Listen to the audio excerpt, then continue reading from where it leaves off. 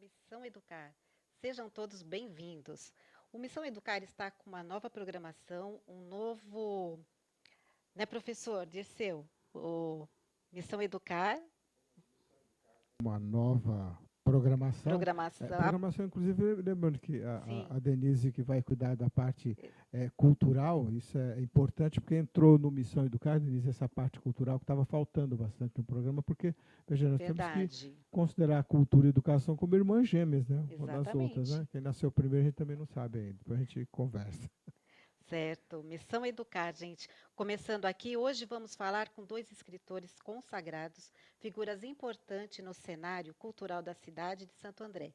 Meus convidados são Jurema Barreto, poeta da revista A Cigarra, participou do grupo Livre Espaço de Poesia, fundado em 1983 com o projeto Autor, leitor na escola, realizando oficina da palavra, editou com o grupo a revista Livre Espaço, ganhadora do APCA em 94. Tem publicado os livros Papolas e Amnésias, Dalilas Siamesas, Poética da Ternura, Policromia, 30 anos de poesia, e participou de várias publicações independentes e coletâneas de poesia e contos. Boa tarde, Jurema, seja bem-vinda. Boa Muito bem-vinda ao tarde. programa. Estou feliz por você estar aqui com a gente hoje. E ao seu lado, o poeta andreense artista gráfico Zô Bertolini. Iniciou nos anos 70 sua produção e participação nos movimentos de arte alternativa. Editou Sem Ensaio, nossa, difícil, Alternativa já Tentativa. Isso.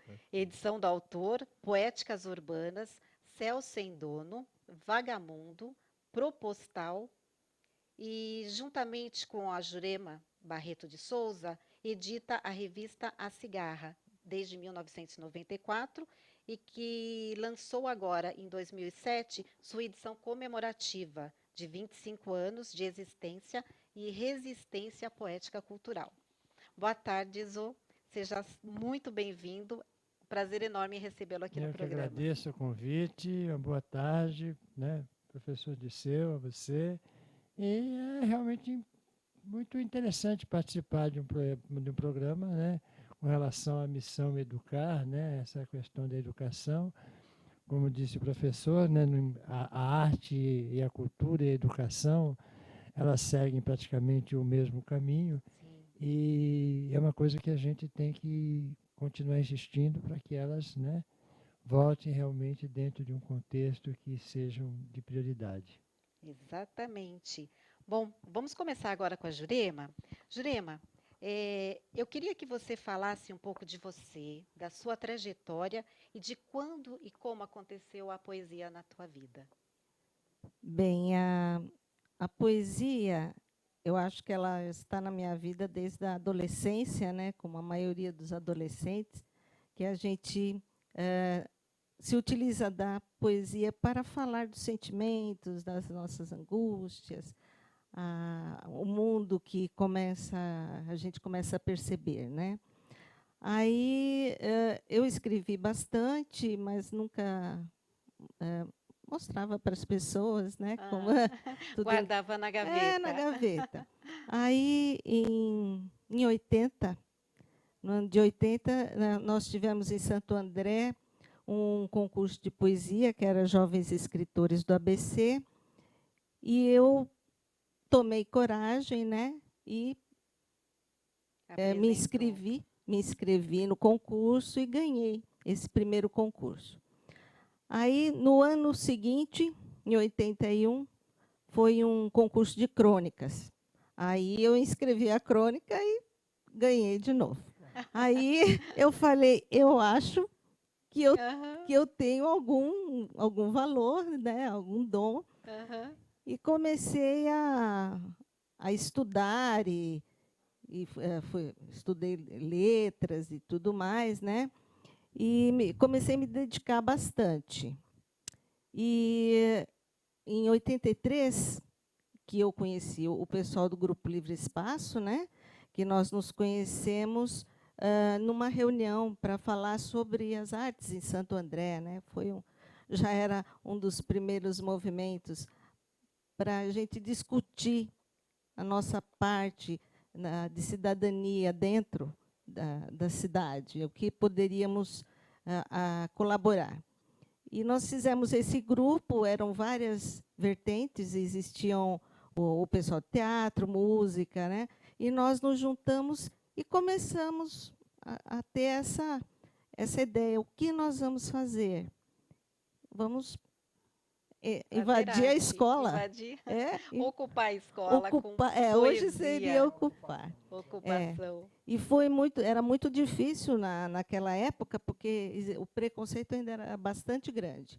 Mas nós fomos a mais de 40 escolas, depois fomos a faculdades e tudo, e o grupo durou 11 anos, fizemos essa revista. Eu falei, eu acho que eu já sempre gostei muito de revistas, né? E fizemos essa revista também, paralelamente com a revista Livre Espaço e coletâneas que nós fazíamos, né? Uhum. Tudo cotizado, do bolso, né? Uhum. Paralelamente, eu tinha a revista Cigarra, que era um fanzine. Ela começou no mimeógrafo a álcool, né? E nós acabamos... eu fazia com algumas amigas da Fundação Santo André, e nós mandávamos para o Brasil inteiro, e começamos a conhecer outros fanzines, e aquele círculo foi se abrindo, né?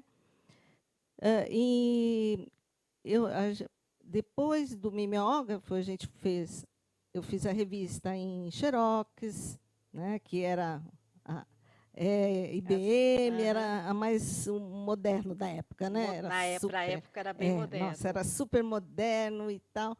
Então, era uma coisa muito boa, e a gente mandava tudo isso pelo correio, era fantástico, eram 200, 300 revistas que a gente graciosamente veiculava. Em 94, eu encontrei o Zô Bertolini na Livraria Alfarrábio, né, que era um espaço da Lila Teles Veras, que era do nosso grupo Livre Espaço.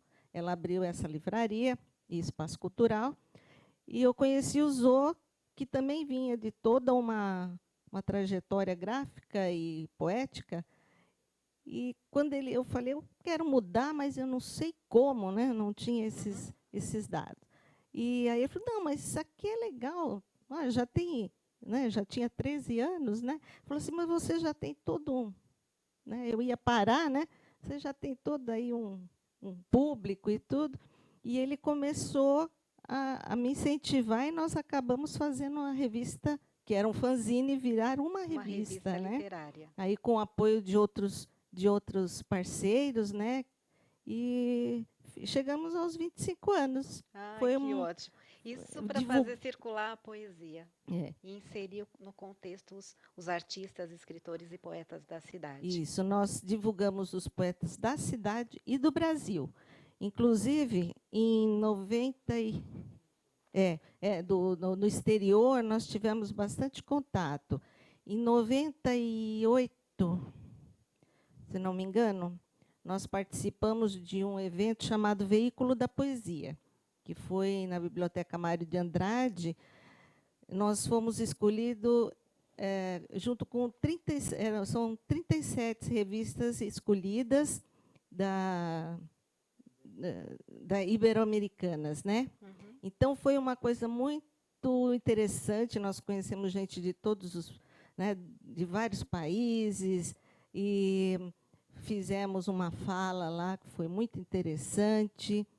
Foram um dos momentos muito emocionantes para a gente, né? Que tanto pela qualidade da publicação, a parte gráfica.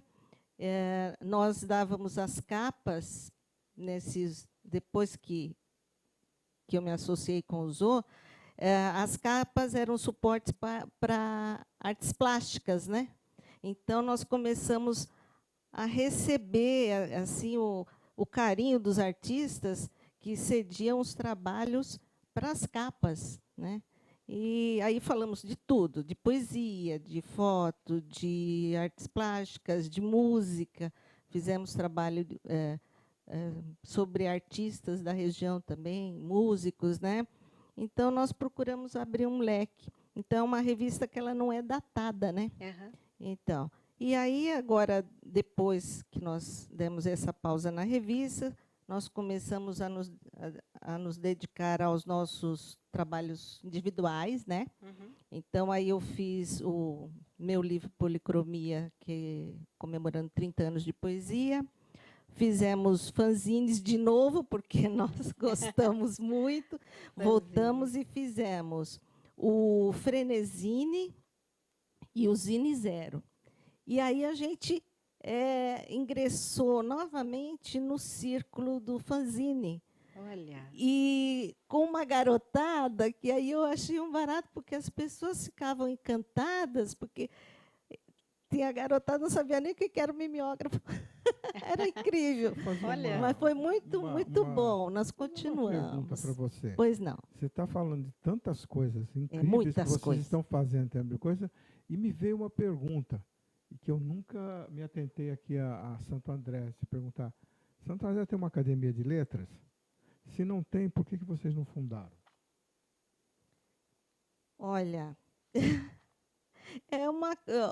eu não sei, porque nós somos muito...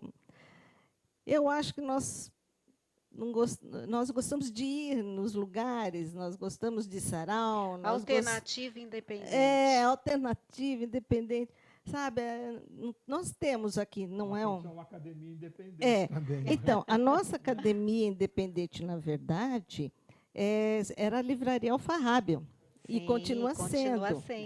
Porque é um espaço que também já tem 25 anos e a discussão é permanente. A gente tem reunião que chama Sábados Perversos, que nós continuamos falando de poesia, discutindo, descobrindo novas leituras, e tem artistas plásticos, e é um movimento, né? Então, não para. A coisa assim da academia é um nome, né?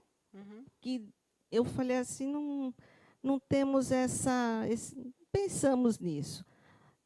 Nós tivemos, na época que a gente fazia a revista Livre Espaço, nós éramos da União Brasileira de Escritores, né?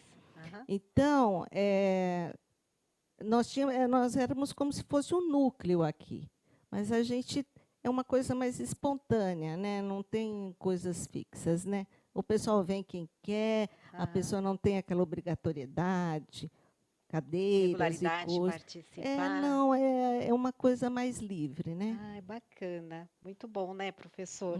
Então, Zô, vamos falar com você um pouquinho agora?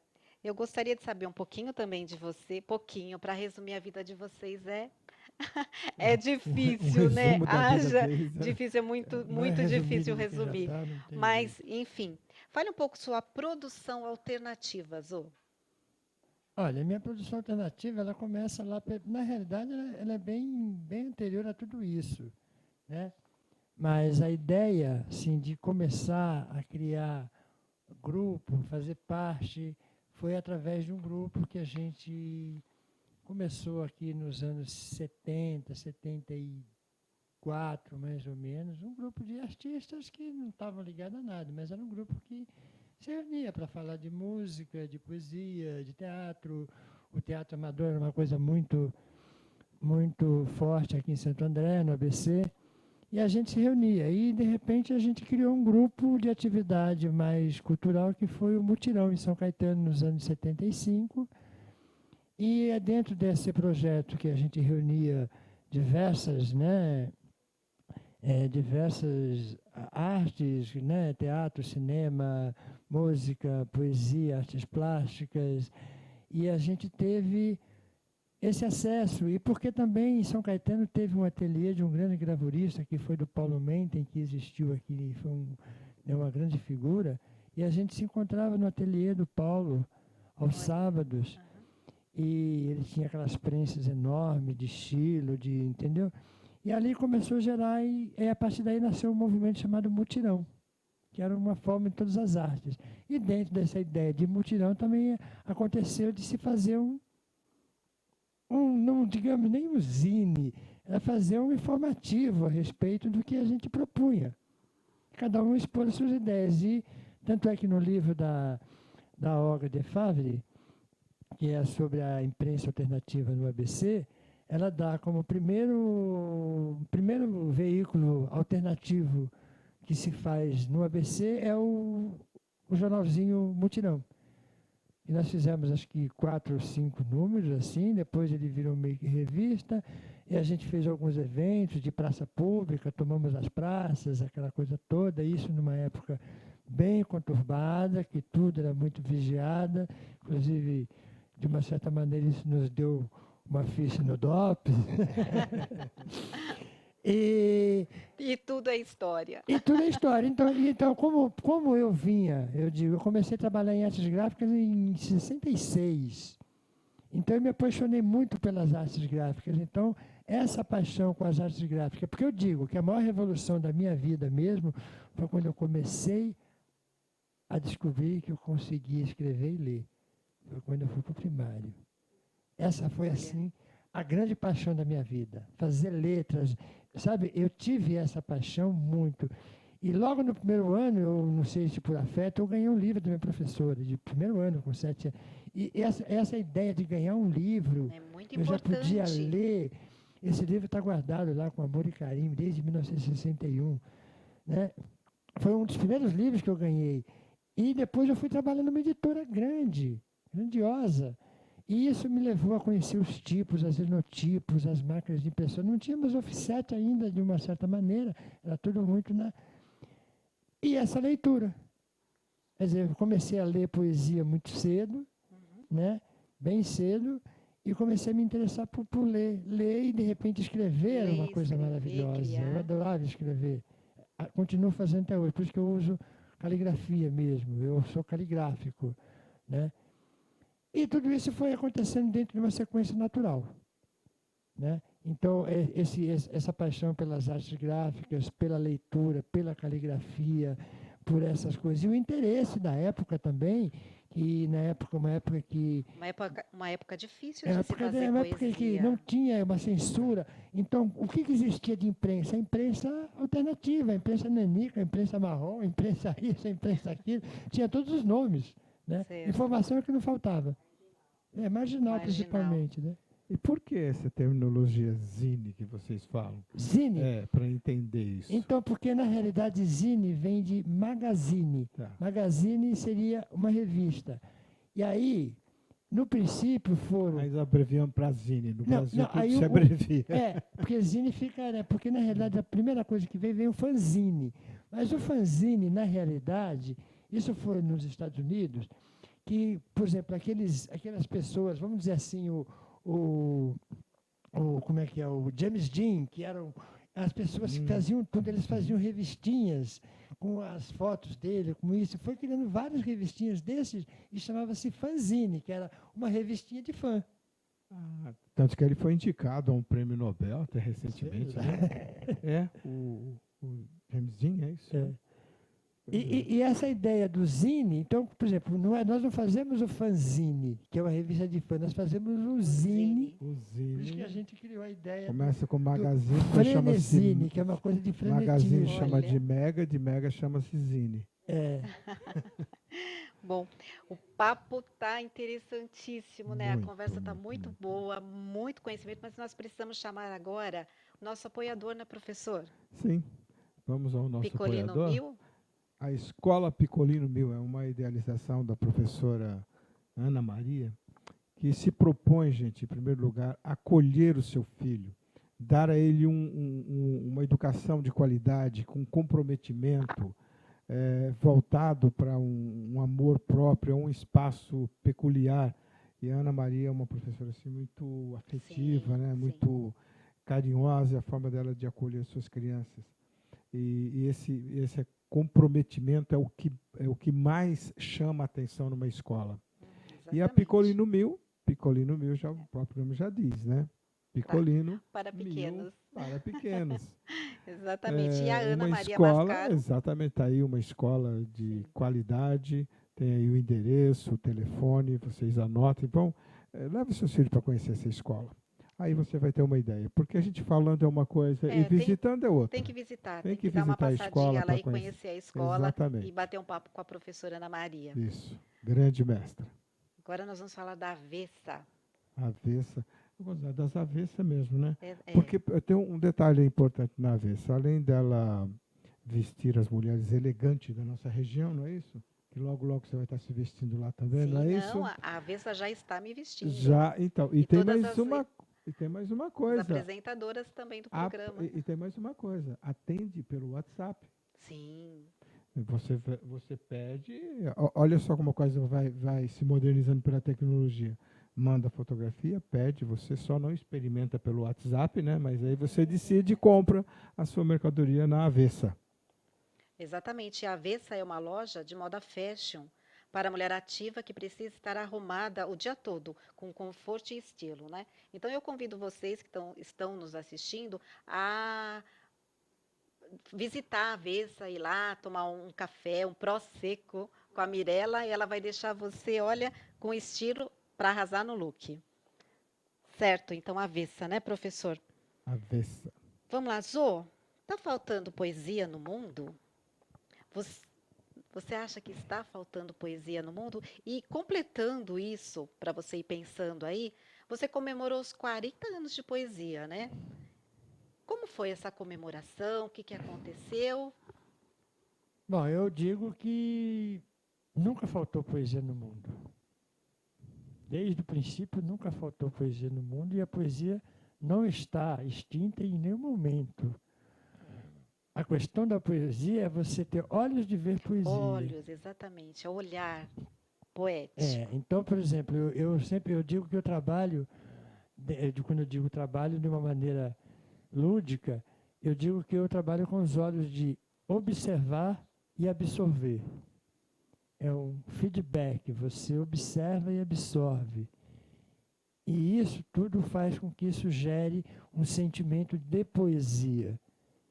Então, a maneira que você se comporta diante da vida ou do mundo, a maneira como você se propõe a esse pertencimento que você tem pela vida, você pertence à vida e a vida te pertence.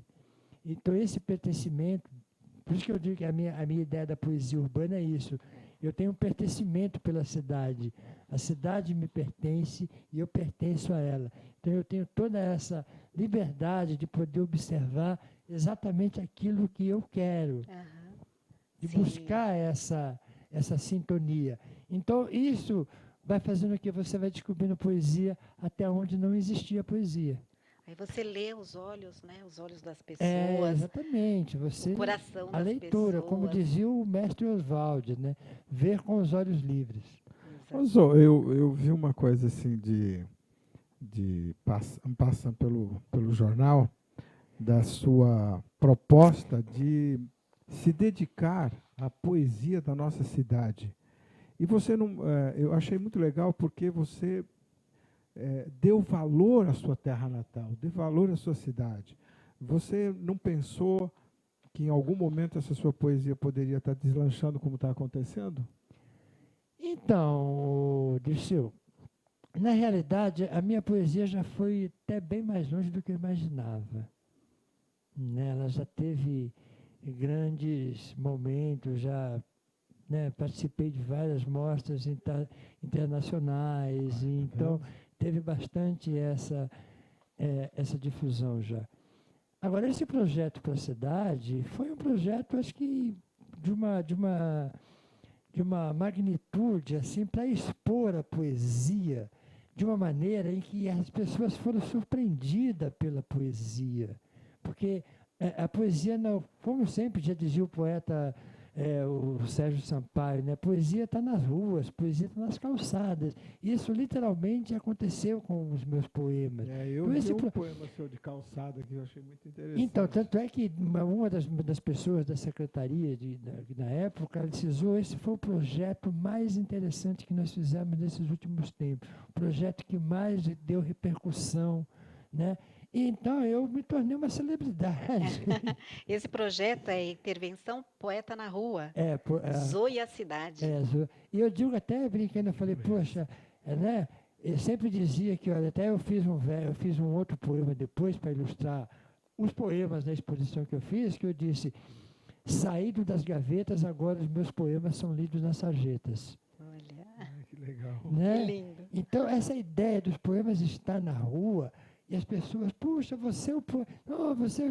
Isso me deu uma repercussão muito grande. E as pessoas parece que começaram... Eu vi muita gente fotografando. Muita gente. Eu parei atrás de muita gente, as pessoas comentando, as pessoas anotando os poemas, Que as lindo. pessoas me ligando, puxa, não sei. Foi uma coisa muito interessante. Eu achei que esse momento a cidade estava sendo tomada de surpresa por um ato poético dos mais simples possível. Né? Que lindo. Sempre mais profundo, né? Mas, exatamente. Né? A simplicidade não quer dizer que seja... Né? A simplicidade tem toda uma... Tem toda uma conotação especial, né? Isso. E sobre os 40 anos, é uma ideia que eu tive a partir de... Eu digo sempre que, através desse grupo Mutirão, a gente fez um evento na Praça de Piranguinha, um evento, né, era alternativo, mas com toda a autorização da secretaria na época. E foi um evento que aconteceu a partir das 8 da manhã, foi até as 10 da noite. E teve tudo, teve teatro, teve dança, teve exposição de fotografia. Você imagina aquela praça que é maravilhosa, com aquele palco que tem lá. E foi fantástico. E quando eu vi toda aquela ebulição, aquelas pessoas, né, e etc., aquele monte de gente, um dezembro de verão, muito sol, aquelas pessoas todas bonitas. Quando eu olhei para eu falei, gente, eu quero isso para a minha vida. É isso que eu quero essa ideia de estar envolvido com a arte, com a cultura, enfim, não sabia muito bem o que seria tudo isso. Mas então eu dou o meu dado assim, inicial, oficialmente está inaugurada a minha carreira. A sua carreira. E aí depois eu fui participar dos salões de arte jovem que teve na cidade, em 79, 80, 81 de artes plásticas, levei trabalho de artes gráficas com poesia, e foi uma coisa também fantástica, porque nem o salão tinha recebido um projeto de fotografia com poesia. Né? Eu inaugurei, de uma certa maneira, essa ideia dentro de um salão de arte, pelo menos regional. E isso foi muito legal. E aí, a partir daí, foi começando muita gente participando. E aí eu estou aqui fazendo isso aqui hoje. E muitas exposições, levando poesia aí pelo mundo afora. Voltando aqui com você, Jurema, por que a revista, o nome A Cigarra? Então, o nome A Cigarra é uma coisa muito, assim, a cigarra ela tem toda uma conotação da mitologia, né, da fábula, né? Da fábula. Da fábula, não, mitologia. É. Então, tem toda a fábula da cigarra, que morria de fome porque cantava. E nós... É um inseto que ele é interessante porque ele pode ficar até 17 anos. Não, como uma pupa, né? Uma larva fica escondida, né? Isso, hibernando. E tem toda essa coisa da cigarra e do canto da cigarra.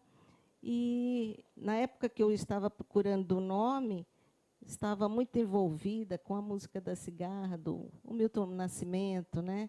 Eu falava, o que eu faço aqui? Aí eu ouvia muita música e começou a tocar lá, porque eu pedi você pediu uma canção para cantar, né? Como a cigarra canta, cheia de tanta luz e tal. E eu falei, sabe uma coisa, acho que vai ser a cigarra. Aí coloquei, na época eu fazia com uma professora, né? Que ainda nós estávamos lá nos bancos da Fundação Santo André, né? E veio esse nome por conta disso, né? De toda aquela magia da cigarra, do canto, que é uma coisa que ela rompe com com silêncios, né? E é assim que eu imaginei a cigarra. Eu aproveito para fazer uma pergunta para vocês dois, mas eu quero ler só um pedacinho de um trecho de uma poesia sua, que realmente ela leva muito do conteúdo que a gente se fala, que a poesia é uma síntese de muitas coisas, né?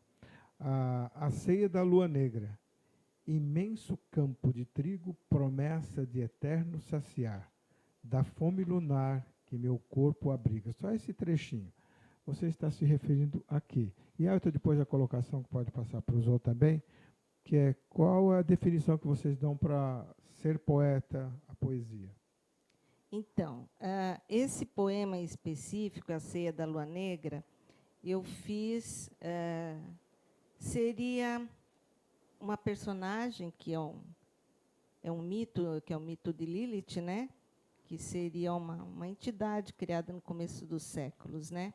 Seria a primeira mulher de Adão. Então, nesse mito, aqui ela fala como se o amado fosse o campo de trigo onde ela podia saciar a sua fome lunar, porque essa criatura ela foi isolada, né? Ela foi exilada na lua. Então, ela tem essa fome desse ser amado que ficou distante. Então, aquele amor, um amor aquilo que para compreender tem que estudar. Esse aí você...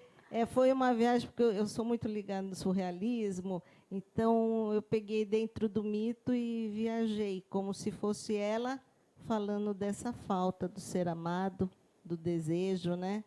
Que o desejo é muito importante e ela, apesar da distância, ela tem essa coisa de saber que ele é o que vai suprir todas as suas fomes, né?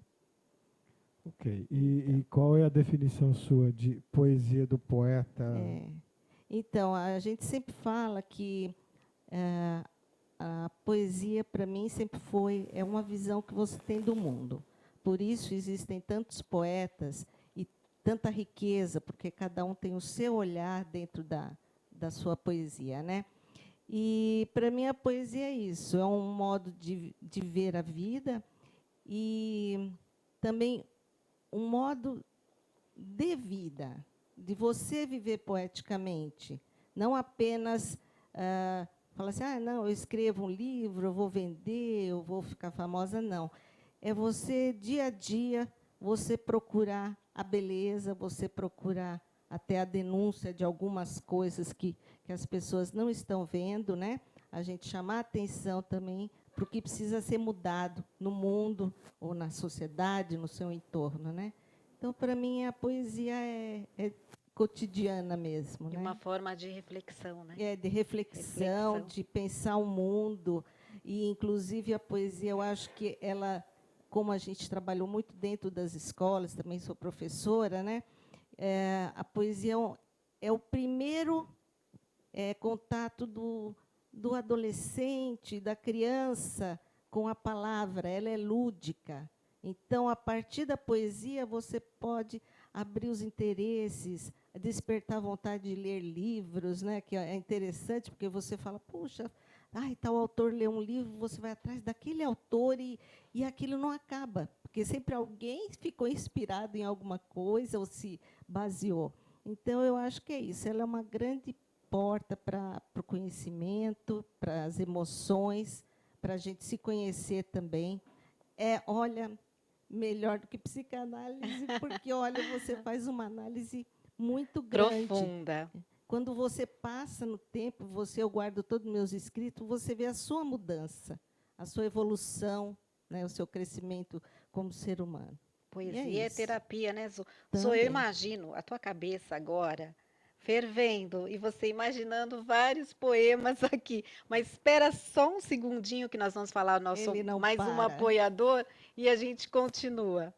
Por favor, vamos falar da Sancota Eventos. A Sancota Eventos é a sua empresa, né? Isso eu não sei se eu falo por você ou se você fala por você mesmo, né? Pode falar, professor. Porque a Sancota Eventos é isso que nós estamos falando aqui. É uma empresa de iniciativa cultural, gente. E quando se fala de cultura, a gente fala também de coisa científica. Acha que falar de cultura não é nada científico.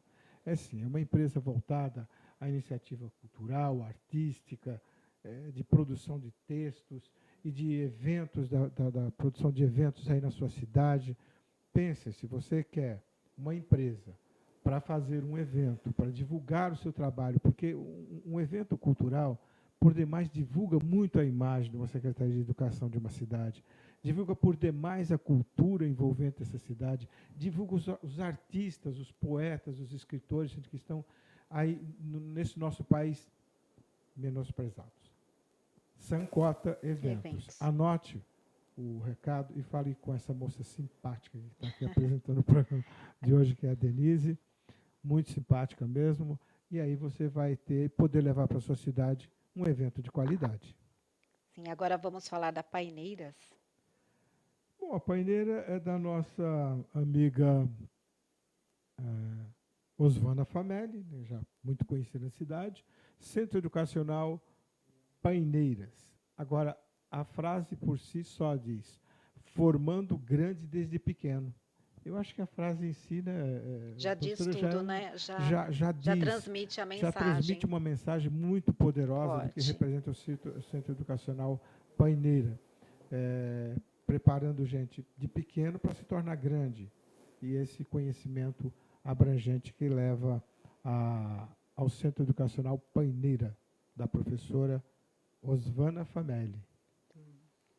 Agora voltamos aqui com o Zô. Vamos lá, Zô. É para o Dirceu que fez a... O Dirceu.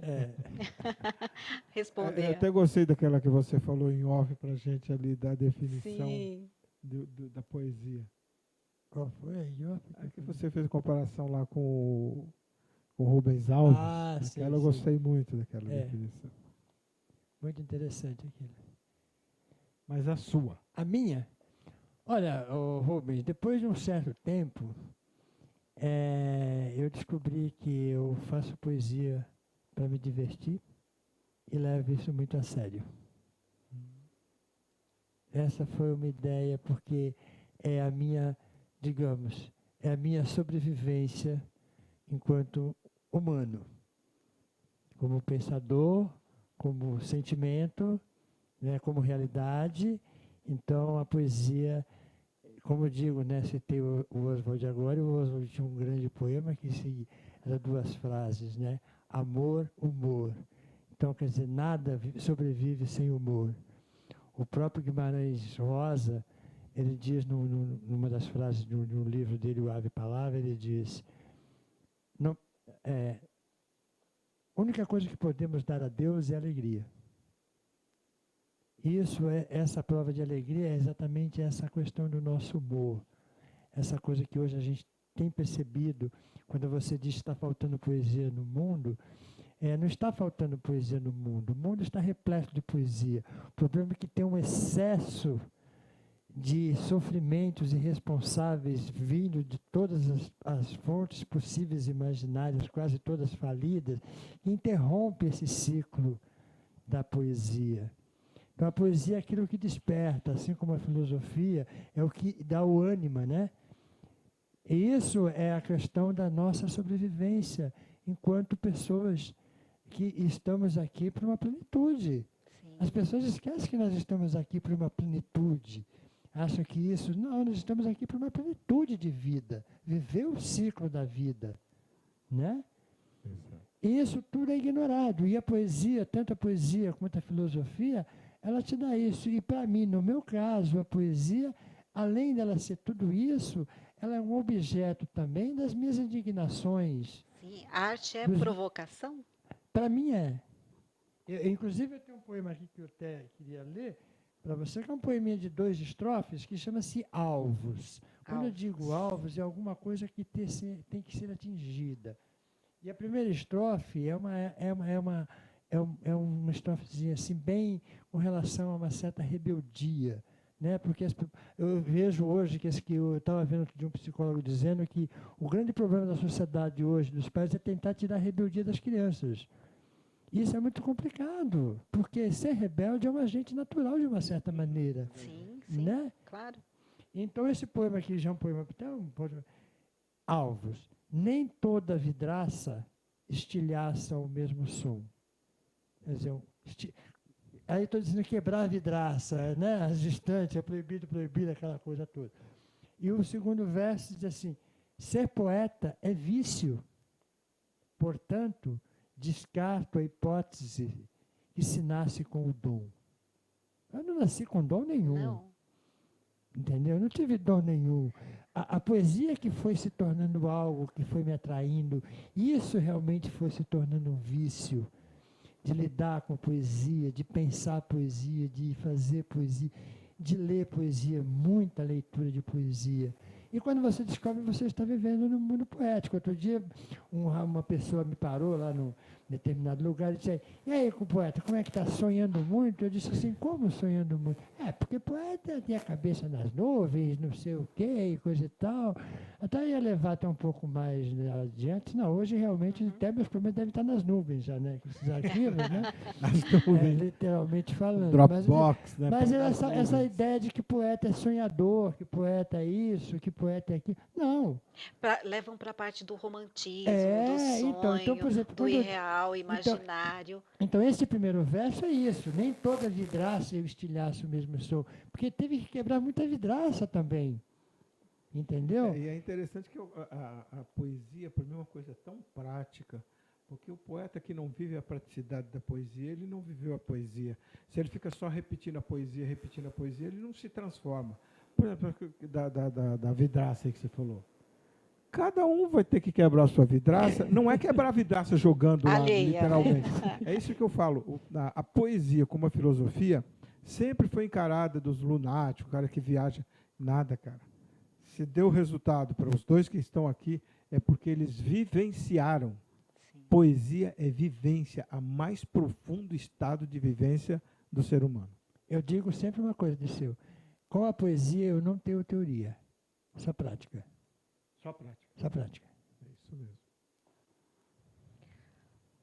Vamos interromper um pouquinho, chamar mais um apoiador do nosso programa Missão Educar.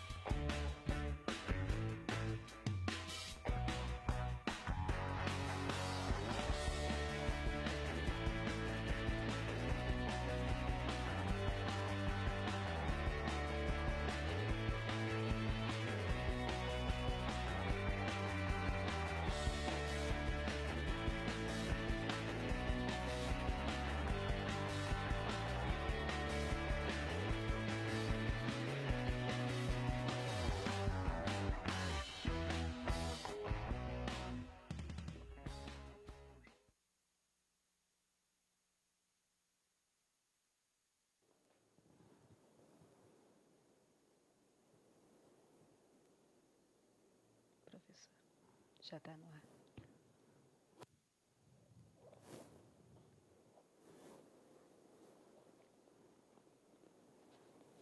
Então, Zô, eu gostaria que você comentasse um pouquinho sobre Passa-se o ponto, o amor sem lucro, a preço de custo. Este foi um poema que foi um dos poemas que foram utilizados nas ruas. E quando eu fiz esse projeto do sarau, a Cristina Suzuki fez a parte de instalação do sarau, ela criou esses azulejos, digamos assim, e incluiu esses tercetos dentro dessa proposta. Esses daí ficavam fixados nas paredes, da mesma maneira que ficaram nas ruas, eles serviram como azulejo. E teve vários. Então, a parede ficou com vários poemas, né, dentro dessa sequência do... Mas esse daqui é aquele mesmo das frases de... são... tá. Que é diferente desse outro aqui. Que é diferente. Esse daí foi uma ideia... Esse é a poesia visual. Essa é uma ideia de uma poesia visual. Aí está, por exemplo, no meio, no centro do poema, tem uma tribo, né? Tem a palavra tribo, que praticamente, né, como as aldeias eram feitas, né? E eu botei o texto para complementar o poema, que é a ideia de aldeia é algo que nos rodeia, né? Porque sempre a ideia das ocas, né, que se fazem, os índios vivem sempre nessa comunhão de círculo, né?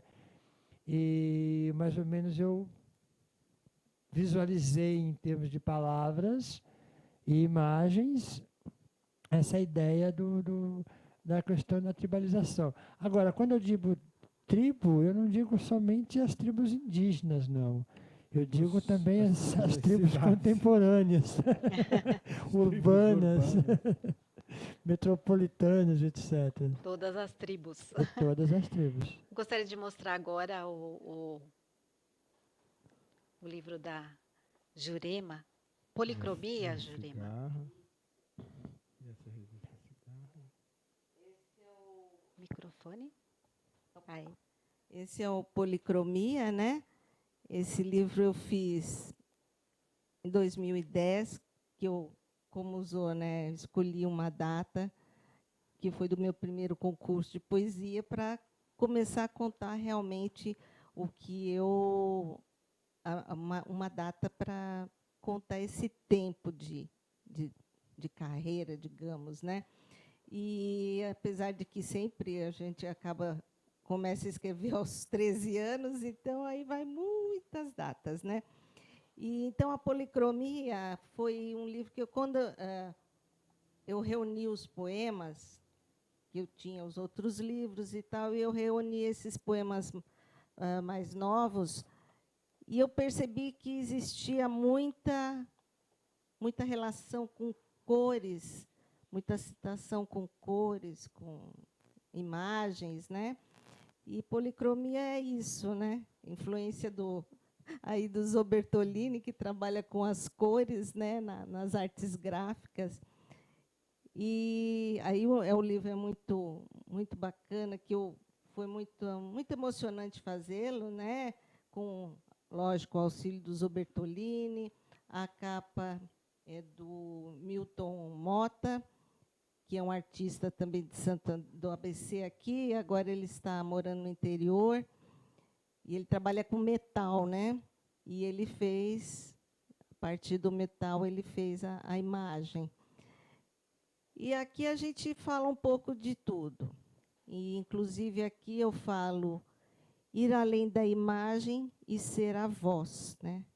Porque nós somos a voz de outras, digamos, sentimentos que estão ecoando em outras pessoas, né? Talvez por isso os poetas sejam cúmplices dos seus leitores, né? Porque quando a pessoa às vezes não tem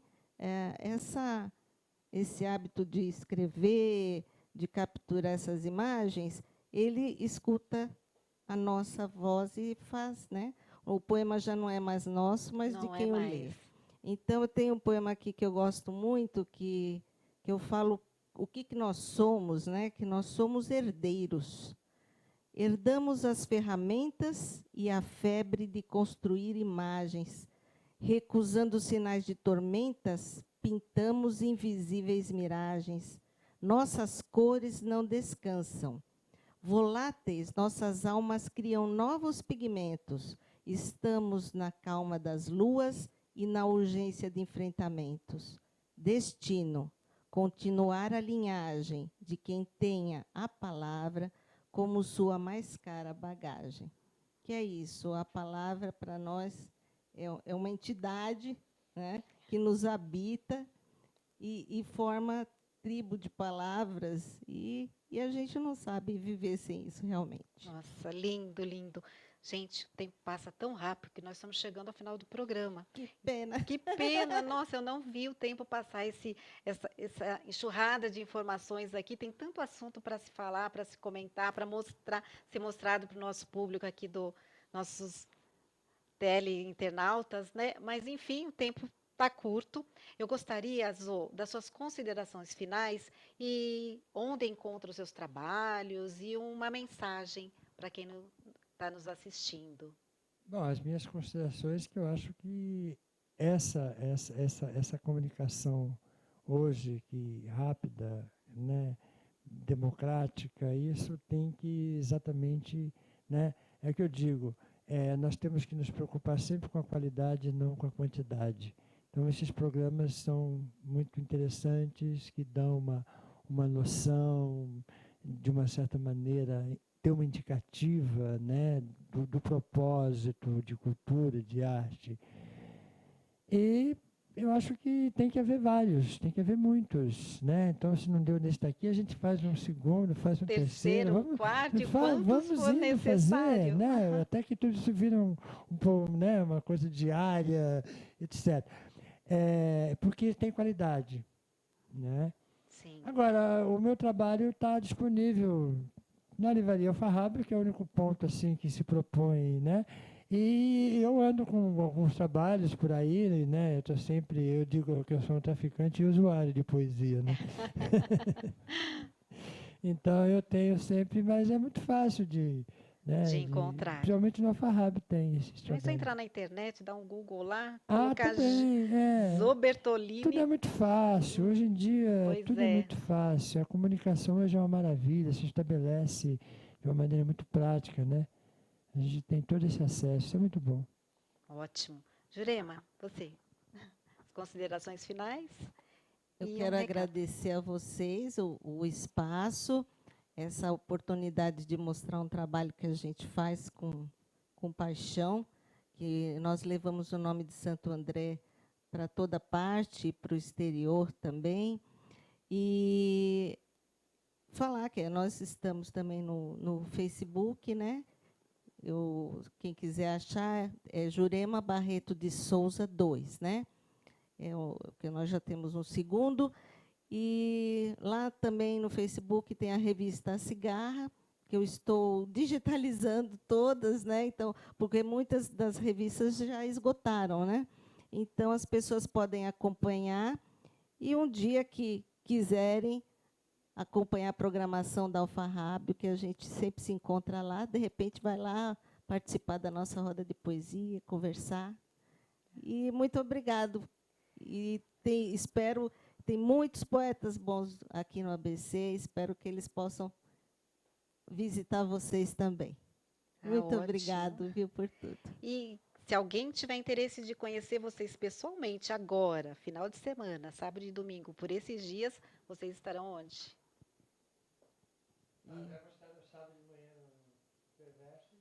No sábado de manhã vai ter no Alfarrábio, no Perversos, que é uma roda de poesia que a gente faz também, de discussões.